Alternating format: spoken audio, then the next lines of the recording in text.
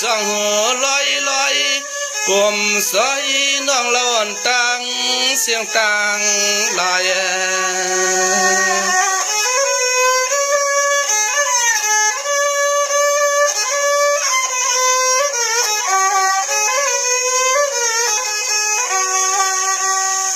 คำอ่อนตอนขึ้นในใจ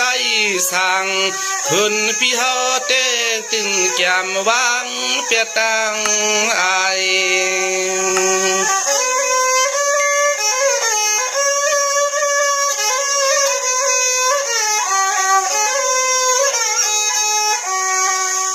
ถึงแค่เทียงสายขอศพขอความสับลำมาวนจอมมาเลยย้อนลัดย้อนอุบเสือจะยังไปเป็นต้นเหินพวย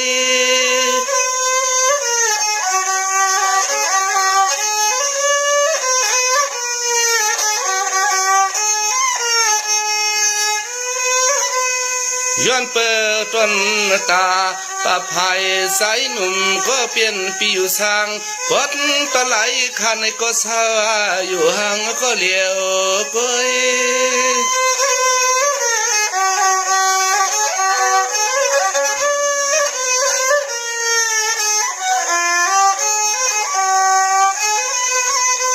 โอ้ยน้อยอยู่จังหันจังยาหยดผ้าอ่อนมาหนุ่มอยู่จังมีก็เปียงเหมือนเจ้าเจอเป็นเห็ดนั้นอยู่จังมีก็ปองเช็ดจามันเหมือนเจ้าเจอเป็นเห็ดนั้นนี่นอ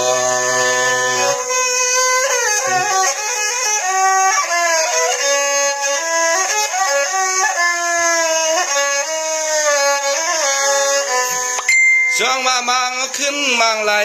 ใจวนถึงใครมีเสก่อนปองปาพานนอนลับเสนอนแค่ก็นใจสั่งคุณเปียวได้ปอพัน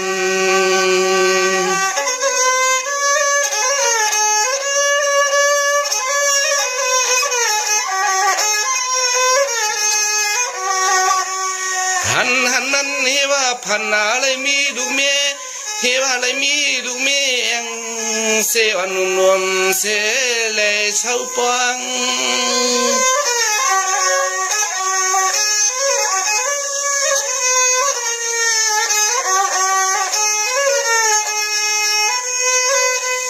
ถอยว่าพุทธเดินเลยออกผ้าตัวลูลุกปืนเลยชุกนาหลวมวนจำมาลองพันนั้นไอ้จ้างว่าใจสร้างหลวมมวงเนื้อหลวมมวง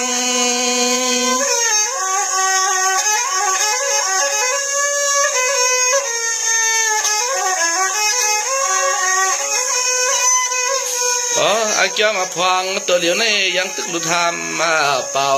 เมามีก็นอนจำเมามีก็นอนจำลงในนอ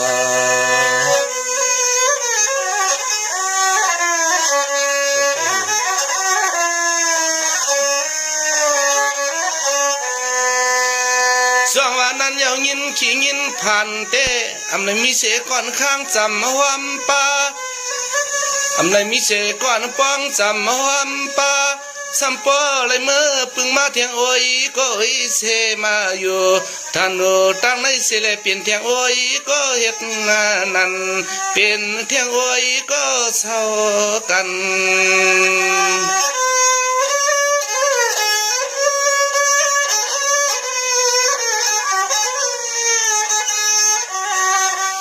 สร้างว่าเจือนเมืองเล่าห่างดีวันเขาตั้งเสียงตั้งหมู่เศร้าอยู่ในจากลมหันอันเทียงไตกองป่าหลังนี่ก็ยังไปตอนมีเม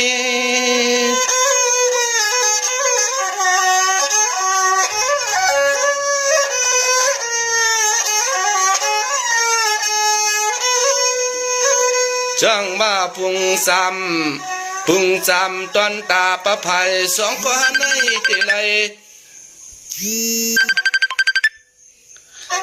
เตไลมีก็ไหลนึงเตให้พ่อไหลเปลี่ยนเช็ดจามันการนาเฮินยี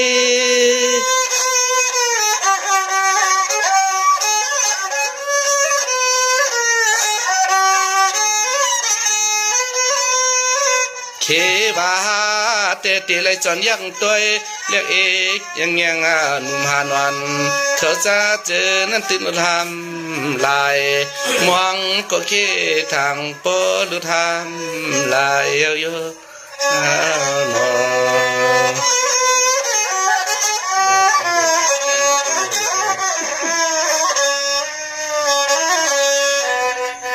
สองว่าในเจออันเป็นก็หักงมซ้ำตำหน้าเตียมุงมองสาวหางลีปดตอนตั้งอันโคคำสั่งตำอยู่เปียบยอต่อเฮาได้มุงมองก็ปดเท่าปดต่อเท่าตายคิดว่าทำลายน้อง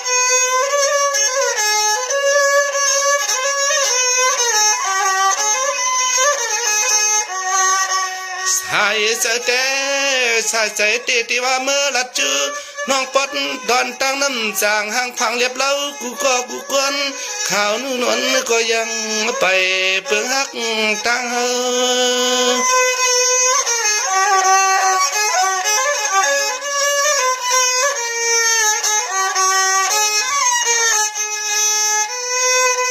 เทวาลัดจุต่อชาวหนอยันใหญ่หมอกมาอยู่สังปดตอนตั้งนั้นในก็กูสัมปักเวเครือหนุ่มสุนัยมันเล่า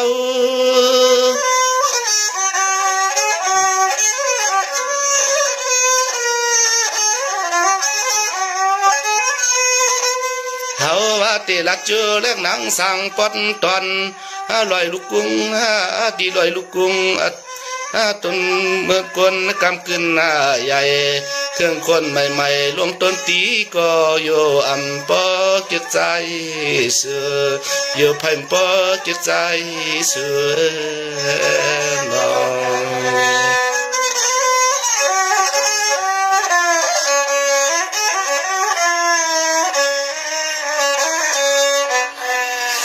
บางปกติว่าลัดจื้อสาวห่างหลีเมืองปอนก็เลยจนหันลายลุ่มเทวาลัดจื้อสาวห่างหลีปดตอนเมืองเปียงก็เลยตั้งเยียงสีซุ่มเปียดได้สั่งเปียงฮักตังสู่ก็เลยซุ่มเปียดตั้งทางวันใส่ปีสนฮักตังสู่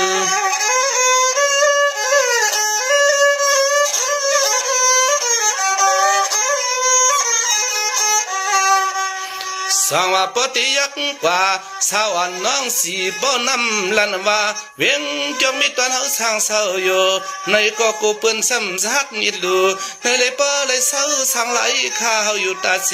ปีนี้วันขึ้น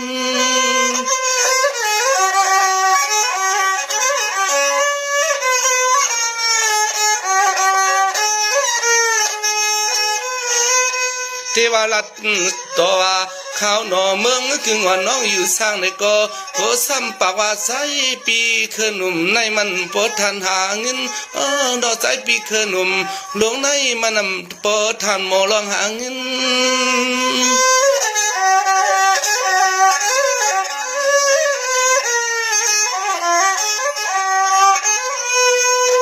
ถึงว่าเตลัดเจอเรียกนางตีปดตอนเมืองเสียวคำก็เปืนว่าเฮาอาทางอย่า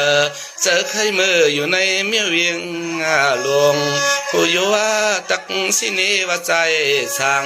คุณพี่เคลื่อนอาทางใหญ่เคยมืออยู่ในเมียเวียงหลวงในนอ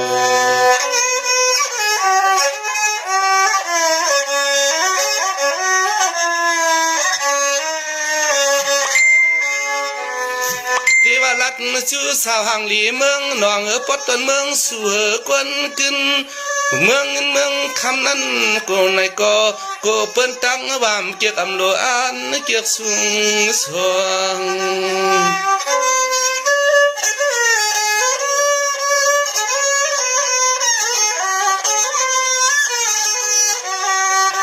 เทวาลัดต่อสาวน้องกาลีกุนเฮงมีสตังจืลือเป็นสัตว์ที่หลง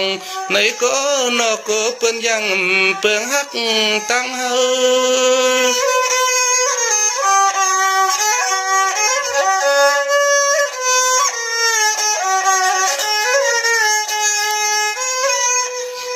เจ วารัตต่อ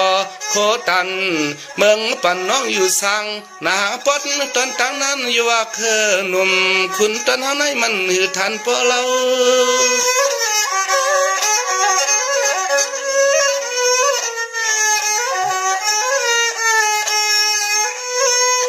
ยามต่อเลียวในปอเลยเศร้าอยู่หังก็กวนหน้าเลียวปอเลยเศร้าอยู่หังก็กวนเลียวในยามนอ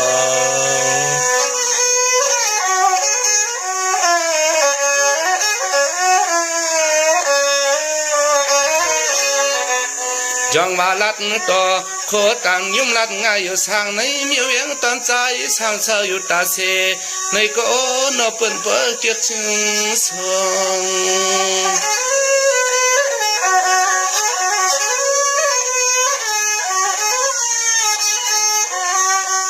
จองว่านังสหังลีวันไล่ขามีสตางห่วงเฮาแต่กูก็กูกวนก็แต่เลยจอนมุงตัวกว่าเอากูวันขึ้น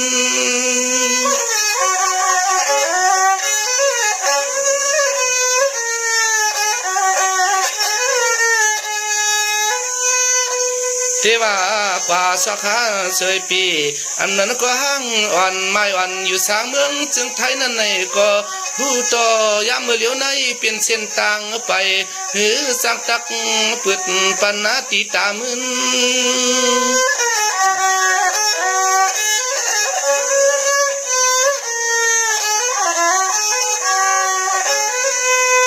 ถึงตอนเฮาเตปอเลยเศร้าสังลายขาตาเสเสเลมาปนหางมาหางวัวหางควายขายมาปนหางมาหางวัวหางควายขายใน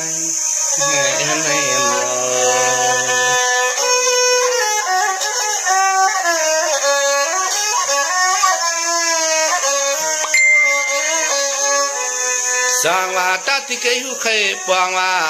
ตาเคยหูเคยปวงเขาของก็ไหลนั้นเตี้ยเขาเลยซึ่งให้ปเลยเปลี่ยนเสียจามานั้นก็ปวงไม่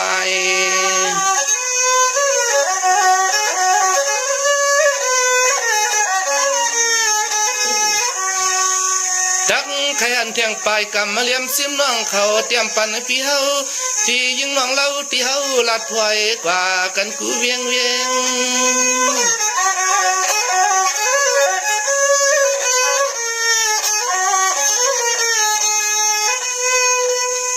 จ้องมาห่างจ้านังใจสั่งคือหนุ่มเจ้าในสองนางเราน้องตั้งเสียงยังจ้องเต็มเตียง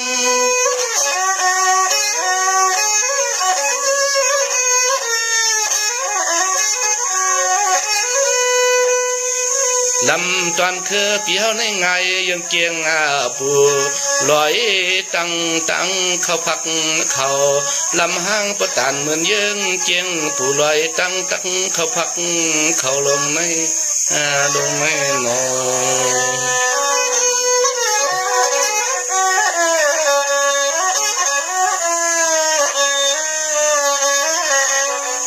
สร้างว่าความมันความเปียความละอุบต่อสู่เรียกนางหังลีหังงามอ่อนเขานั้นอยู่จังยาตังเอาอยู่จังยาตังเอาใน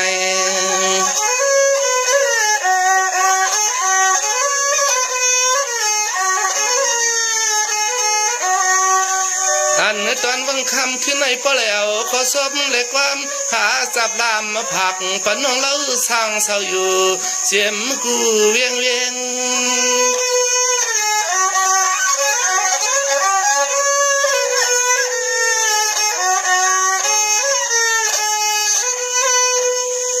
จังว่าเตี้ยลัดดอโคหันหมดเจ้ากรรมจับลับวันห่างลีห่างเล่าก็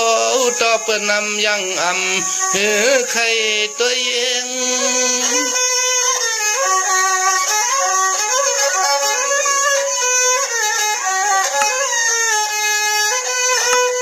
เฮาเต้จังมือถึกงาตานทางหันสู่น้องลากุน